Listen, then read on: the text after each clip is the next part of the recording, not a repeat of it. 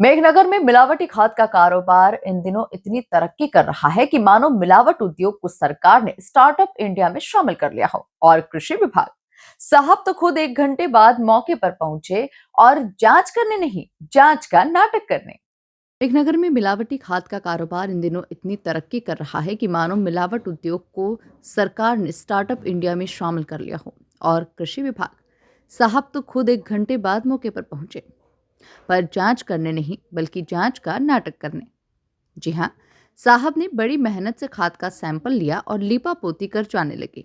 लेकिन जब पूछा गया साहब सैंपल की रिपोर्ट कब आएगी, तो साहब का जवाब आया, देखिए रिपोर्ट आएगी, पर कब आएगी ये ना तो साहब जानते और ना ही मिलावट वाले जानते हैं, और मैं भी नहीं।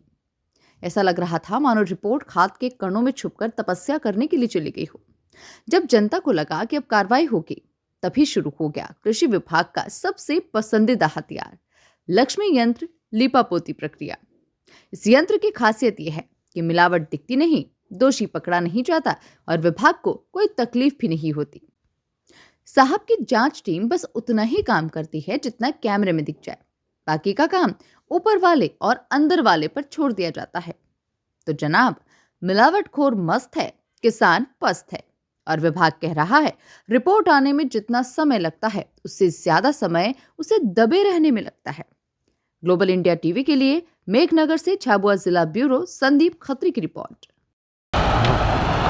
जी, उदा काग उर्वरक निरीक्षक मेघनगर के द्वारा एसडीएम के निर्देशन पर, एसडीएम उप संचालक कृषि झाबुआ के निर्देशन पर अभी करीबन 4:45 बजे एक गाड़ी पंजीकृत गोदाम नाकोड़ा वेयर हाउस कटवाड़ा से ट्रक भर के ट्रमकेश्वर में ये गाड़ी भर के आई।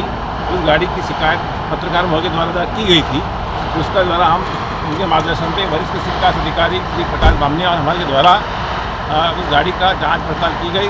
गोदाम भी पंजीकृत है, लाइसेंस भी है और उसका नमूना विश्लेषण हेतु नमूना भी लिया गया। सर, इसकी जांच से रिपोर्ट कब तक है? ये हमारे हाथ में नहीं है।